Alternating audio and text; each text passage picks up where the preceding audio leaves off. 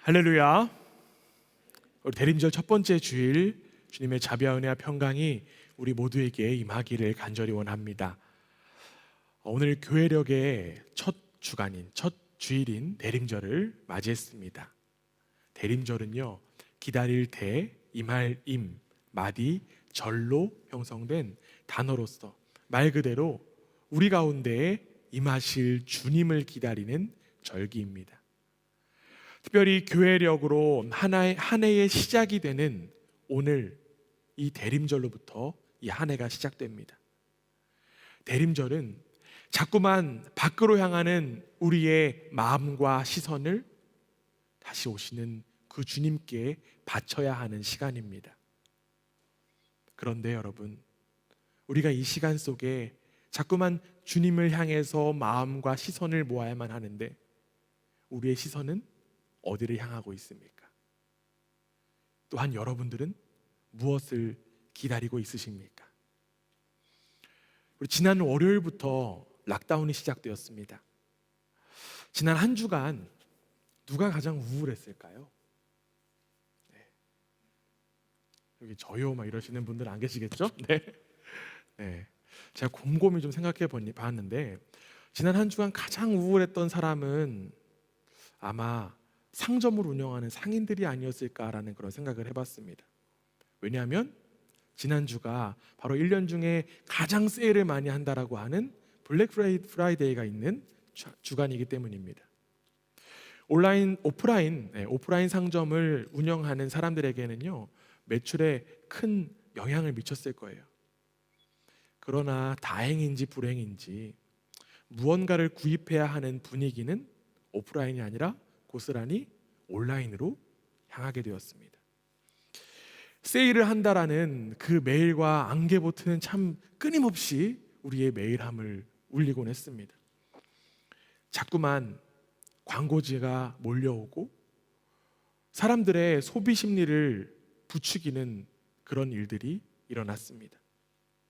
뭔가 이번에 구입하지 않으면 꼭 손해를 볼 것만 같은 그런 분위기 속에서 무언가를 사게 만들었습니다. 이러한 분위기 속에 저는 한 문장을 보게 되었습니다. 아무것도 사지 않는 것이 제일 많이 아끼는 것이다. 어쩌면 참 단순하고 당연한 문장인데 이 문장이 우리의 현실을 직시하는 것만 같았습니다. 자꾸만 소비를 부추기는 이 사회와 필요 이상으로 무언가를 소유하고 싶어하는 마음들, 또한 모든 가치가 돈이라고 하는 블랙홀 속으로 빨려 들어가고 있는 이 시대, 어쩌면 우리는 주님이 오시는 것보다 세일 기간 또는 일확천금을 더욱 기다리고 있는 것은 아닐까요? 사회심리학자 에리 프롬은 삶의 두 가지 방식이 존재한다라고 이야기했습니다. 하나는 존재의 양식, 존재를 위한 삶의 모습이고, 다른 하나는 있음, 내 존재, 그리고 다른 하나는 바로 소유에 대한 가치입니다. 삶이 소유에 대해서 중점을 두고 있느냐, 존재에 대해서 중점을 두고 있느냐로 이 에리 프롬은 나눈 거예요. 안타깝게도 현대를 살아가는 많은 사람들은 연령과 상관없이 존재보다는 소유에 더욱더 집착합니다. 나는 어떤 사람인가?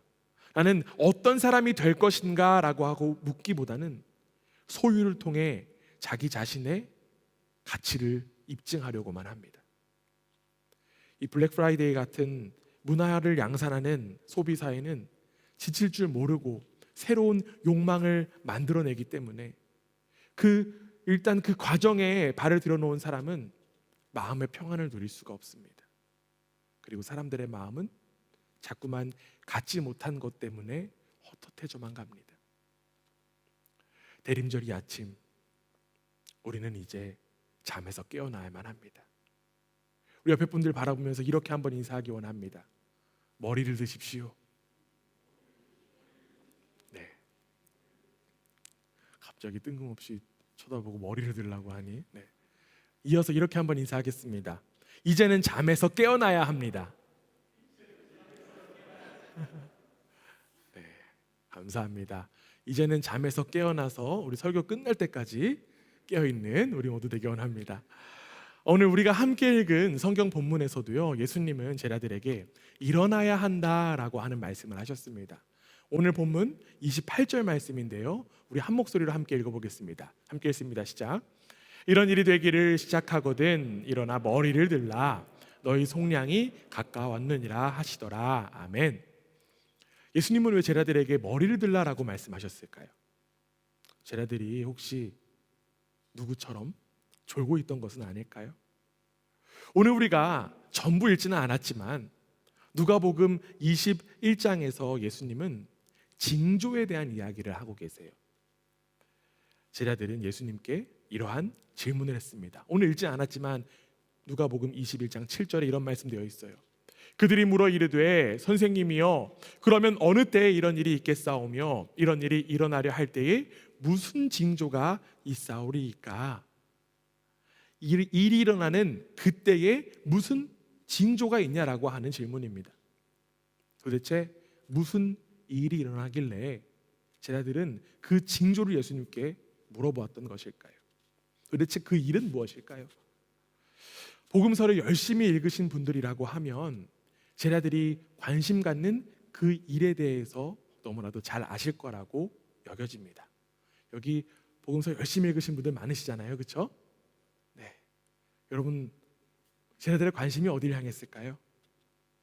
그것은 바로 예수님께서 이 땅에서 선포하신 하나님 나라입니다. 예수님은 여러 가지 비유를 통해서 하나님 나라에 대해서 집중적으로 말씀하셨어요. 대표적으로 마태복음 5장에서부터 7장에 나오는 산상수훈이 결국 하나님 나라 백성이 어떻게 살아야 되는지를 가르쳐주고 있는 본문이고요. 또한 마가복음에 보면 예수님께서 처음으로 선포하신 것도 바로 하나님 나라였습니다. 여러분들이 잘 아는 말씀 마가복음 1장 15절에 어떻게 되어 있습니까? 이르시되 때가 찼고 하나님 나라가 가까이 왔으니 회개하고 복음을 믿으라. 이렇듯 예수님은 제자들과 사람들에게 하나님 나라에 대하여 말씀하셨습니다. 같은 맥락에서 볼 때 제자들이 예수님께 묻고 있던 것도 하나님 나라가 임할 그때와 하나님 나라가 임할 징조가 무엇이냐라고 하는 것을 예수님께 여쭤봤던 거예요. 그런데 문제는 예수님께서 하나님 나라가 이미 가까이 왔다라고 하셨다라는 거예요. 이미 그 나라가 가까이 왔다라고 하셨다라는 거죠. 우리가 방금 읽었던 마가복음 1장 15절에 한번 보세요. 그 나라가 이미 가까이 왔대요. 오늘 본문 우리가 읽었던 본문 누가복음 21장 31절에서도 예수님께서는 그 나라가 가까이 왔다라고 말씀하십니다. 오늘 본문 31절 우리 함께 한번 읽어보겠습니다. 함께 읽습니다. 시작. 이와 같이 너희가 이런 일이 일어나는 것을 보거든 하나님의 나라가 가까이 온 줄을 알라. 예수님은 하나님 나라가 가까이 왔다라고 하셨고 제자들은 하나님 나라가 가까이 온 징조가 무엇이냐라고 하는 질문을 했던 것입니다. 아마 그 징조가 분명하게 있으면 제자들은 그제서야 정신을 차리려고 했던 것일까요? 예수님은 그 징조에 대한 말씀을 하십니다. 오늘 본문 25절, 26절인데요. 좀 긴 본문이지만 우리 함께 다시 한번 읽어보겠습니다. 함께 읽습니다. 시작. 이럴 성신에는 징조가 있겠고 땅에서는 민족들이 바다와 파도의 성난 소리로 인하여 혼란 중에 곤고하리라. 사람들이 세상에 임할 일을 생각하고 무서워함으로 기절하리니 이는 하늘의 권능들이 흔들리겠음이라. 아멘. 여러분 읽어보시니까 어떻습니까? 분위기가요. 그 하나님 나라가 오는 게 굉장히 로맨틱하게 들리십니까? 결코 아니죠. 이야기를 보니까 무서워하고 기절하고 흔들리고 이런 이야기들이 지금 나오고 있습니다. 여기에 나온 지금 해와 달과 별 이런 것들은 하나님 하늘의 권능인데요. 지금 하늘의 권능들이 어떻다라고 하고 있죠? 흔들리고 있다라고 합니다. 그리고 이러한 징조들로 인하여서 땅에 살고 있는 사람들은 두려워할 것이다 라는 말씀을 하십니다. 즉 하나님 나라가 완전히 임하는 때에는 바로 하나님의 심판이 임하는 때라고 하는 것입니다. 하나님의 나라는요, 하나님의 다스림이 완전히 임한 나라입니다. 그런데 여러분 한번 생각해 보세요. 하나님께서 다스리시는 그 나라는 어떻게 다스리실까요? 하나님의 성품이 무엇입니까? 하나님께서는 어떤 성품을 가지신 분이십니까? 하나님의 성품을 가장 잘 나타내는 대표적인 것은 바로 십자가입니다. 하나님은 십자가를 통하여서 하나님의 성품인 사랑과 정의를 나타내셨습니다. 이렇게 사랑과 정의가 충만하신 하나님께서 세상을 다스리시는 그 하나님 나라에는 결국 하나님의 사랑과 정의에 합당한 것들만 있어야 돼요. 하나님의 사랑과 정의에 합당하지 않는 것들은 그 나라에 어울리지 않습니다. 결국 하나님의 정의로 하나님 없이 자신만을 위해서 살아가고 있는 그 세상을 하나님께서는 심판하신다라고 하는 것입니다. 그렇기 때문에 하나님 나라가 임한다라고 하는 소식은 기쁜 소식이라기보다 심판이 임한다라고 하는 것을 의미합니다. 그래서 예수님은 하나님 나라의 징조에 대해서 말씀하시면서 이 세상의 두려움에 대하여 말씀하신 것입니다. 여러분, 하나님께서 다스리시는 그 하나님 나라를 기다리고 계십니까? 네, 아멘이 별로 없는데 그렇죠? 그 나라가 하루빨리 임하기를 여러분 소망하십니까? 아마 사랑과 정의로 심판하신다라고 하는 이야기가 들리니 선뜻 대답할 용기가 나지 않을 수도 있습니다. 그러나 여러분, 우리는 하나님 나라가 임할 때 하나님의 심판을 두려워할 필요가 없습니다. 물론 우리는 하나님의 심판을 피할 수 있는 능력이 결코 없어요. 그렇기 때문에 하나님을 피할 수 없는 우리를 위하여서 하나님은 정의와 사랑을 온전히 이루시는 가장 최고의 선물을 우리 가운데 허락하셨습니다. 그 최고의 선물이 무엇인가요? 바로 예수 그리스도입니다. 사실 우리의 모습을 돌아보면 하나님 나라에 들어가기에 적당한 사람, 적절한 사람 그 어느 누구도 없습니다. 저도 마찬가지죠. 그러나 심판을 받을 수밖에 없는 우리를 대신해서 예수님께서 십자가에서 죽음을 당하셨기 때문에 우리는 그 심판에서 벗어날 수 있는 자격이 주어진 것입니다. 그리고 이제는 그 예수 그리스도를 믿음으로, 그 믿음으로 우리가 받아들여서 하나님 나라에 들어갈 수 있게 된 것입니다. 예수님은 자신을 믿는 자는, 예수님을 믿는 자는 심판이 아니라 구원을 얻을 수 있다라고 분명하게 말씀하셨어요. 요한복음 3장 18절 말씀인데요, 예수님의 말씀에 우리 한번 귀를 기울이면서 우리 함께 한번 읽어보겠습니다. 함께 있습니다. 시작. 그를 믿는 자는 심판을 받지 아니하는 것이요 믿지 아니하는 자는 하나님의 독생자의 이름을 믿지 아니함으로 벌써 심판을 받은 것이니라. 아멘. 그렇기 때문에 예수 그리스도를 믿는 우리에게 하나님 나라가 가까이 왔다라고 하는 이 말씀은 두려운 소식이 아니라 기쁜 소식이 되는 것입니다. 우리는 이미 하나님 나라의 백성으로 부름 받은 이들이기 때문입니다. 그렇기 때문에 우리는 하나님 나라가 가까이 왔다라고 하는 이 기쁜 소식 속에 하나님 나라의 백성으로서의 삶을 다시 한 번 더 세워야만 합니다. 사랑하는 교우 여러분, 하나님 나라가 가까이 왔다라고 하는 그 소식은 두려운 소식이 아니라 우리에게 기쁜 소식입니다. 이렇게 예수님은요, 제자들과 우리에게 이 종말론적인 말씀을 가르치시고 선포하셨습니다. 그런데 간혹 종말론을 주장하시는 분들 가운데에서는요, 두려움만을 조장해서 이야기하시는 분들도 있으십니다. 그런데 여러분, 우리는 그 두려움에 벌벌 떨 필요가 없어요. 우리는 그 소리에 귀를 기울일 필요가 없습니다. 그렇다고 해서 마지막 때를 생각하지 말라는 것도 결코 아닙니다. 예수님께서 분명히 말씀하셨거든요. 종말론은 마지막에 대한 이야기처럼 들리지만 사실은 지금에 대한 이야기임을 우리는 받아들일 수 있어야만 합니다. 언제 닥쳐올지 모르는 그때 앞에서 하나님 나라의 백성으로서 오늘을 우리는 어떻게 살 것인가로 우리는 그 말씀을 받아들여야만 합니다. 이것이 바로 예수님께서 말씀하신 종말론의 핵심이에요. 예수 그리스도를 믿음으로 이미 하나님 나라의 백성이 된 우리는 이 가까이 온 하나님 나라의 백성으로서 오늘을 충만히 살아야만 합니다. 예수님께서 다시 오실 때 하나님 나라가 완전히 임할 것입니다.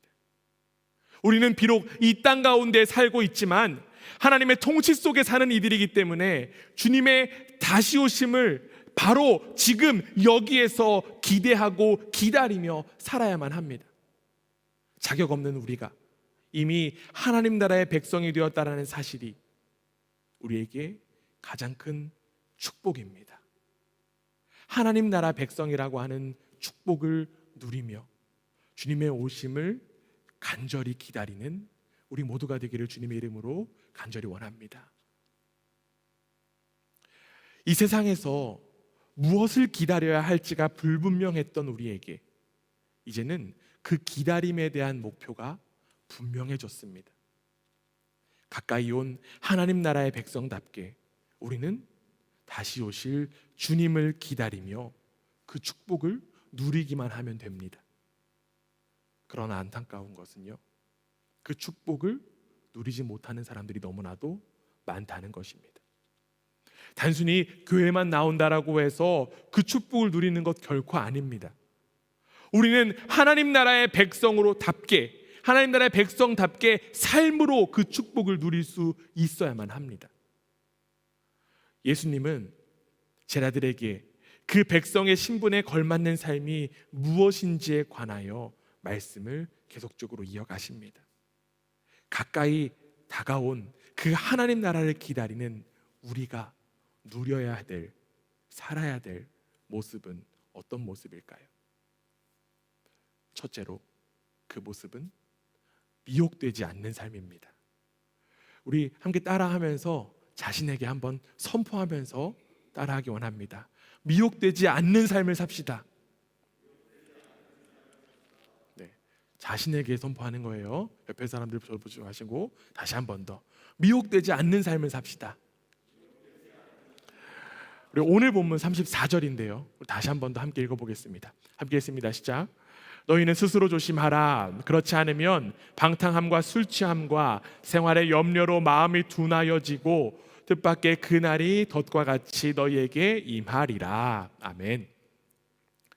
하나님 나라의 백성으로서 사는 삶은요, 미혹되지 않는 삶입니다. 우리는 하나님 나라의 백성으로서 이 땅 가운데 살아가고 있습니다.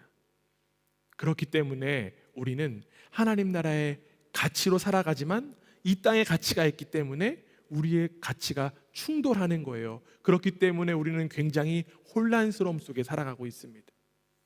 하나님께서 주인 되시는 삶이 우리의 모습이어야만 하는데 이 세상은 인생의 주인이 너 자신이야 라고 이야기를 합니다.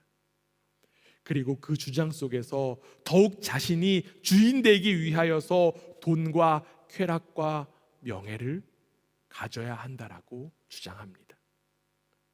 그러나 이러한 것들은 단순히 이 땅에서의 가치일 뿐이에요. 자신이 주인인 것처럼 그럴싸하게 우리에게 이야기하고 있지만 사실은 그 추구하는 것들이 주인인 세상입니다. 이러한 세상 풍조는 하나님의 다스림을 잊게 만듭니다.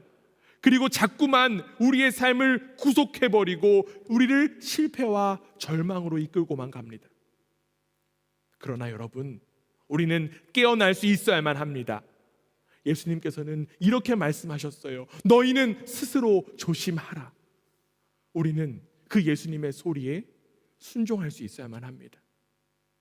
우리가 방탕하게 살면 주님의 소리를 들을 수가 없어요.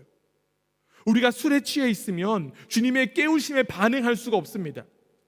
우리가 방금 읽었던 34절에 나온 방탕함과 술 취함으로 사는 것은 과도한 욕망에 이끌려 살면서 마음의 초점이 벗어나는 것을 의미합니다.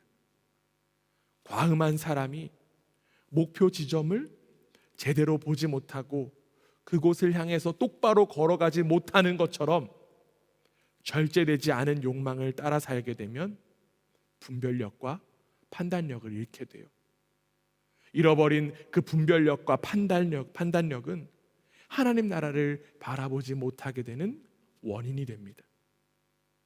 방탕함과 술 취함은 우리의 마음이 하나님을 향하지 못하도록 가로막는, 우리의 마음을 둔하게 만드는 것들 뿐입니다. 여러분, 마음이 둔해지면요, 영혼의 소리를 들을 수 없습니다. 우리에게 끊임없이 말을 건네오시는 그 주님의 음성을 들을 수 없다라고 하는 거예요. 우리는 어떤 존재입니까? 우리는 하나님의 형상으로 창조된 존재들입니다. 그렇기 때문에 우리에게는 영혼이 있어요. 그렇기 때문에 우리는 영적인 존재라고 하는 거예요. 영의 숨결이 있는데 그 숨결이 그치고 나면 우리에겐 무엇이 남겠습니까? 우리에게 남는 것은 동물적인 욕망뿐만 남습니다. 욕망을 따라 살아가는 이들에게 주님의 날은 덫과 같이 임하게 될 것입니다. 그렇기 때문에 우리는 정신 차려야만 해요. 완전한 하나님 나라가 가까이 임했습니다. 하나님은 하나님 나라의 백성에게 미혹되지 않을 수 있도록 성령 하나님을 선물로 허락하셨습니다. 그 선물을 우리가 감사함으로 누리며 우리를 미혹시키는 것들에 눈과 귀를 모으기보다 주님의 살아계심에 눈과 귀를 집중하는 우리 모두가 되기를 주님의 이름으로 간절히 부탁드립니다. 예수님께서 하나님 나라를 기다리는 이들에게 가르쳐 주신 그 두 번째 삶의 모습은 바로 염려하지 않는 삶입니다. 우리 다 함께 자신에게 이렇게 선포합시다. 염려하지 맙시다. 염려하지 맙시다. 방금 읽었던 우리 34절인데요, 다시 한 번 더 읽어볼게요. 다시 한 번 더 34절 읽겠습니다. 너희는 스스로 조심하라. 그렇지 않으면 방탕함과 술 취함과 생활의 염려로 마음이 둔하여지고 뜻밖의 그날이 덫과 같이 너희에게 임하리라. 특별히 34절 하반절에 보면요, 그 생활의 염려에 대한 말씀이 나옵니다. 이 염려라고 하는 단어의 헬라어 원어는요, 메림나테인데, 이 말의 어원은 이제 메림나오라고 해서 나누다라고 하는 어원이 들어 있습니다. 그래갖고 나누다와 마음이 합쳐진 말이 이 말입니다. 여러분, 염려하면요, 마음이 어떻게 될까요? 나뉘어요. 하나님 나라를 향한 그 하나의 마음만 품어야만 하는데 다른 것들에 신경을 많이 쓰게 되니 마음이 나뉜다라고 하는 것입니다. 삶의 염려를 가지고 있다라고 하는 것은요, 마음이 나뉘어짐을 의미합니다. 여러분, 마음이 나뉘어지면 누가 힘들까요? 자기 자신이 힘들 뿐이에요. 염려와 친한 모습은 하나님 나라 백성의 모습이 결코 아닙니다. 하나님 나라는 염려가 없는 완전한 나라이기 때문입니다. 그러나 안타깝게도 우리는 그 염려의 삶을 쉽게 떼어내지 못합니다. 염려가 우리를 힘들게 한다는 사실을 너무나도 잘 알아서 나 이제부터 염려하지 말아야지 라고 하는 결심하지만 뒤를 돌아서면 어떻습니까? 다시 한 번 더 염려하는 모습이 우리의 모습입니다. 어쩌면 이 땅 가운데 살아가기 때문에 어쩔 수 없이 염려하는 것이야 라고 합리화할 수도 있습니다. 그러나 우리와 동일하게 이 땅을 살아가신 예수님의 모습을 보면요, 예수님은 염려하지 않으셨던 분임을 우리는 확인할 수 있습니다. 예수님도 우리와 똑같은 시간과 또한 제한된 공간 속에서 살아가셨습니다. 그러나 같은 한계 속에 있었지만 예수님은 염려하지 않으셨어요. 대표적인 모습이 어떤 모습입니까? 호수 한복판에서 큰 풍랑을 만나 제자들이 부르짖고 있었습니다. 그런데 그때 예수님이 무엇을 하고 계셨습니까? 예수님은 편히 주무시고 계셨습니다. 인간이 겪을 수 있는 당연한 염려의 자리에서 예수님은 오히려 자유하셨습니다. 심지어 그분의 염려 없는 모습은 십자가에서 죽임을 당하시는 그 자리에서 극렬히 나타납니다. 예수님이니까 당연히 그러실 수 있던 것일까요? 예수님의 염려 없으신 비결은 그 십자가에서의 고백으로 가장 크게 나타납니다. 누가복음 23장 46절입니다. 예수께서 큰 소리로 불러 이르시되 아버지 내 영혼을 아버지 손에 부탁하나이다 하고 이 말씀을 하신 후 숨지시니라. 예수님은 아버지 하나님을 온전하게 신뢰했기 때문에 어떠한 상황 속에서도 염려하지 않을 수 있었던 것입니다. 여러분, 하나님에 대한 신뢰와 믿음이 있다면 우리는 어떠한 상황 속에서도 염려하지 않을 수 있습니다. 하나님께 모든 것을 맡긴 사람은 어떤 경우에도 평안할 수 있다라고 하는 거예요. 주님께서 일하신다라고 하는 사실을 분명하게 알기 때문입니다. 우리 주님은요, 나보다 나를 더 잘 아시는 분이시고요, 나보다 나를 더 사랑하시는 분이십니다. 그렇기 때문에 그 주님을 향한 신뢰를 우리는 하기만 하면 됩니다. 주님을 신뢰함으로 염려가 없는 평안의 삶을 살아가는, 그 축복의 삶을 살아가는 우리 모두가 되기를 주님의 이름으로 간절히 원합니다. 마지막으로 하나님 나라를 기다리는 우리가 누려야 하는 모습은 항상 기도하고 깨어있는 삶입니다. 이렇게 다시 한번 자신에게 선포하겠습니다. 항상 기도하고 깨어있는 삶을 살자. 네.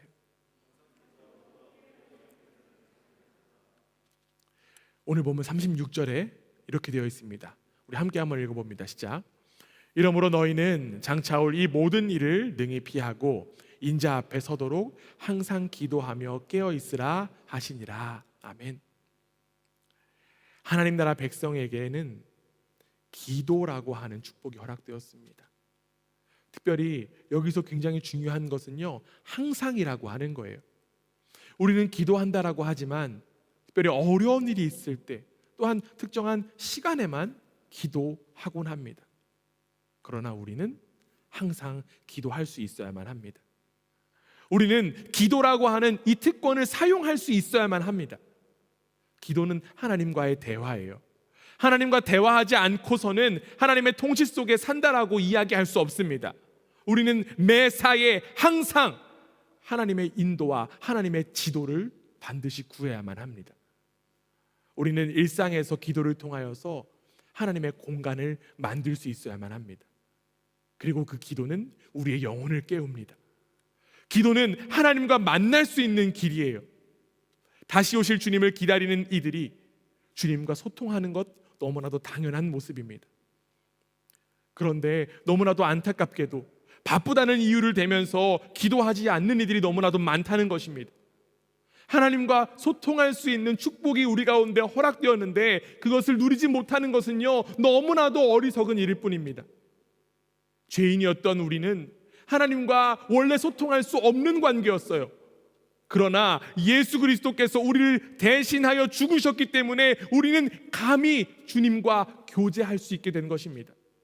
즉, 기도로 주님과 소통하지 않는 모습은 예수 그리스도의 죽음을 하찮게 여기는 것일 뿐입니다.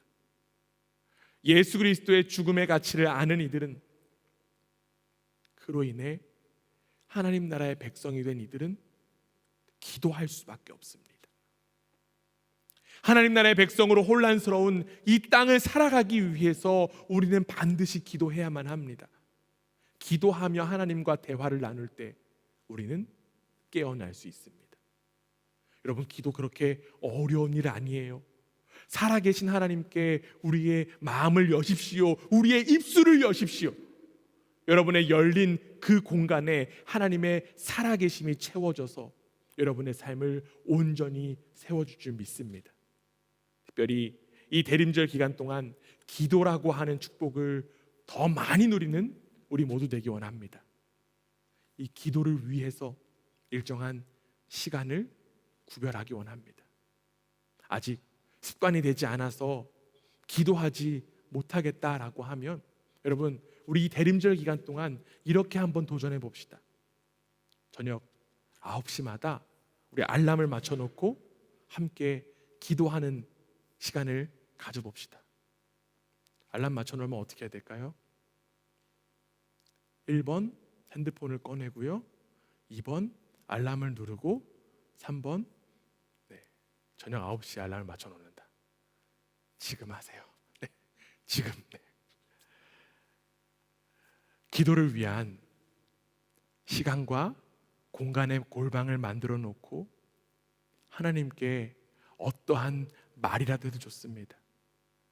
하나님은 여러분과 대화하기 원하세요. 기도라고 하는 이 축복을 더욱 누리며 이 대림절 기간 동안 하나님 나라의 백성으로서 굳건히 서는 우리 모두 되기 원합니다.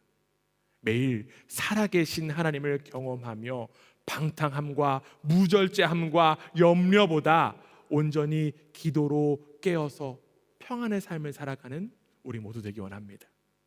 이 모습이 바로 가까이 온 하나님 나라를 기다리고 기대하는 모습인 줄 믿습니다. 그리고 그 여러분의 기다림을 성령 하나님과 또한 우리의 믿음의 가족들이 함께 하기 때문에 우리는 외롭지 않게 기다릴 수 있어요. 특별히 이 아름다운 기다림의 절기인 대림절에 우리 모두의 삶 속에 주님이 들어오시는 놀라운 경험이 일어나기를 주님의 이름으로 간절히 원합니다.